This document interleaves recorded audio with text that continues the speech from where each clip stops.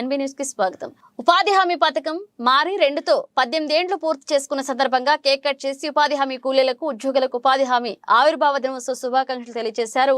రాష్ట్ర పంచాయతీరాజ్, గ్రామీణాభివృద్ధి, స్త్రీ శిశు సంక్షేమ శాఖల మంత్రి ధనసరి అనసూయ సీతక్క ఈ సందర్భంగా కేక్ కట్ చేసి అనంతరం ఉపాధి హామీ పథకం గురించి మాట్లాడారు.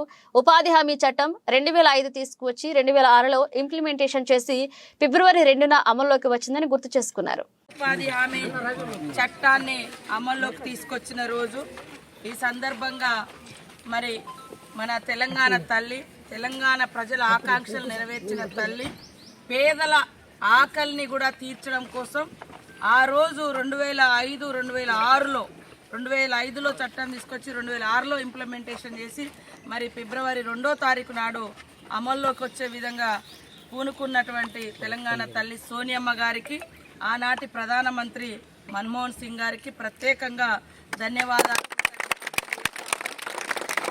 దేశవ్యాప్తంగా కోట్లాది మంది పేదలు పని దొరకక రాష్ట్రాలు, జిల్లాలు, మరి దేశాలు కూడా దాటిపోయి బతికినటువంటి పరిస్థితి.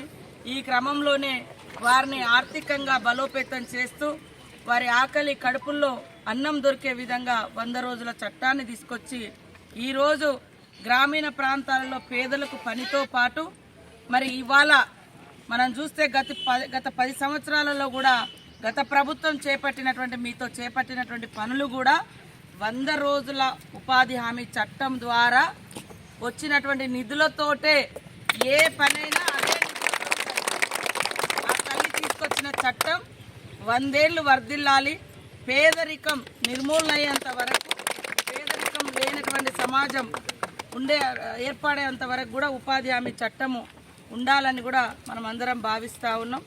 ఆ చట్టానికి మరి పూవమ్మ గారు కాబట్టి వారికి ప్రత్యేక అభినందనలు, కృతజ్ఞతలు తెలియజేస్తా ఉన్నాం. అదేవిధంగా మీరు దాదాపుగా 18 సంవత్సరాలుగా గ్రామీణ ప్రాంతాలలో ఈ ఉపాధి హామీ చట్టాన్ని అమలు చేయడం కోసం అభివృద్ధిలో కానీ, పేదల ఆకలిలో కానీ మరి కాంగ్రెస్ ప్రభుత్వం తెచ్చినటువంటి ఆ యొక్క చట్టాన్ని అమలు చేయడం కోసం మీరందరూ కూడా వివిధ హోదాలలో పనిచేస్తూ చట్టాన్ని సంపూర్ణంగా అమలు చేస్తూ మరి ఆర్థికంగా ఇబ్బంది పడుతున్నందుకు మీ యొక్క సమస్యను సీఎం రేవంత్ రెడ్డి గారు కూడా సానుకూలంగా స్పందించి మరి మీ యొక్క పే స్కేల్కు వారు అంగీకరించినందుకు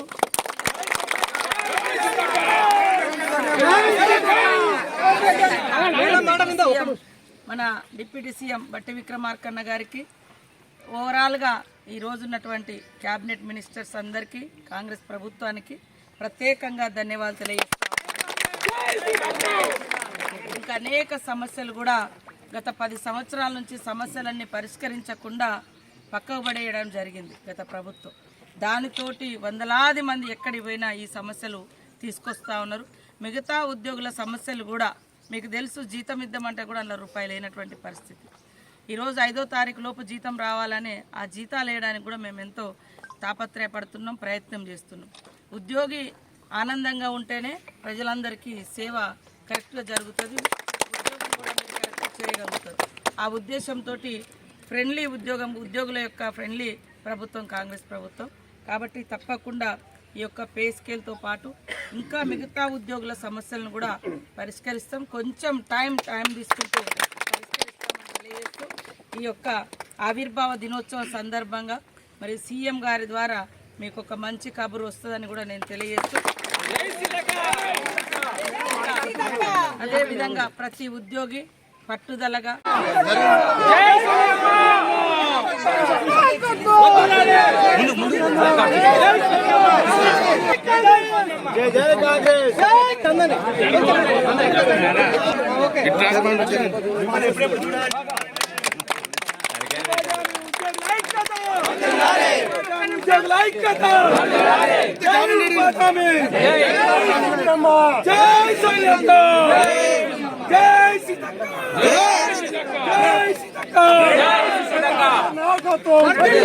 రేవంత్ రెడ్డి గారి